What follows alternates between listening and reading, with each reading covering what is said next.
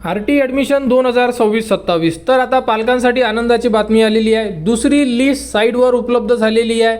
ज्यांचेही number लागलेले असेल त्यांना SMS सुद्धा आलेले आहे. तुम्ही सुद्धा चेक करू शकता आणि ज्यांनाही SMS आलेले नसेल तर ते पालकवर्ग साईटवर येऊन सुद्धा आपला नंबर लागलेला आहे किंवा नाही हे सुद्धा तुम्ही चेक करू शकता. तर बघा साईटवर आल्यानंतर अशा प्रकारे संपूर्ण ऑप्शन दिलेले आहे.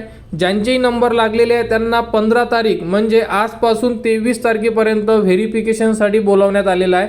म्हणजे तुम्ही व्हेरिफिकेशनसाठी जाऊ शकता. ठीक आहे.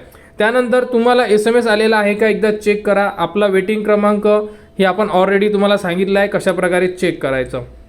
तर आता तुम्हाला सर्वात शेवटी आल्यानंतर अप्लिकेशन वाईज डिटेल्स अर्जाची स्थिती असं एक ऑप्शन दिलेलं आहे. तिथे तुम्हाला क्लिक करायचं आहे.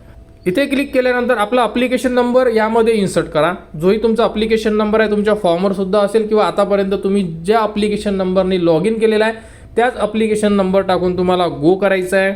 बघू शकता संपूर्ण डिटेल्स तुमच्या स्क्रीनवर तुम्हाला दिसून पडेल. जर तुमचा नंबर लागला किंवा नाही लागला तर तुम्हाला वेगळी डिटेल्स येऊ शकते. तर ह्या विद्यार्थ्याला काय आलं बघा, प्रतीक्षा यादीतील अनुक्रमांक नंबर 5 पर्यंतच अर्जाची निवड झालेली आहे.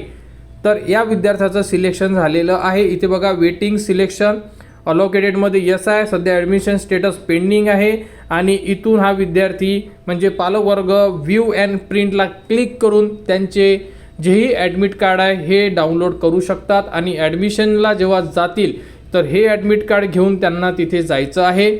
हमीपत्र घेऊन जा. त्यानंतर तुमचे जे डॉक्युमेंट्स आहे हे डॉक्युमेंट्स आपण ऑलरेडी दिलेले आहे.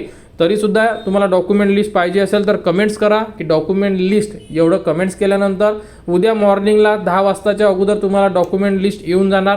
ते डॉक्युमेंट्स हमीपत्र आणि ॲडमिट कार्ड एवढे डॉक्युमेंट्स घेऊन तुम्हाला व्हेरिफिकेशन सेंटरला जायचं आहे. व्हेरिफिकेशन सेंटर कुठे शोधायचं तर बघा व्ह्यू अँड प्रिंटला क्लिक करा.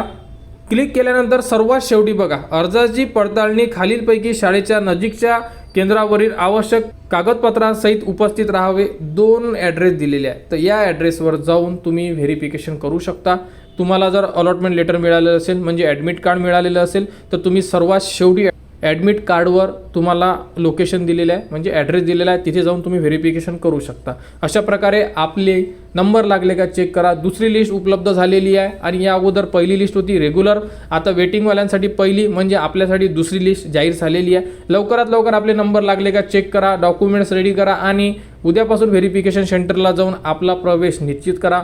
अडचण असेल कमेंट्स करा. डॉक्युमेंट लिस्ट पाहिजे असेल तर कमेंट्स करा. उद्या सकाळी तुम्हाला डॉक्युमेंट लिस्ट देण्यात येणार. आणि RT ॲडमिशन 2026-27 बद्दल जीही पुढील अपडेट येईल ती तुम्हाला आपल्या चॅनलवर देण्यात येणार. त्यासाठी आपल्या चॅनलच्या कनेक्टमध्ये राहा. चॅनलला सबस्क्राईब करा व हा व्हिडिओ इतरांपर्यंत शेअर करा.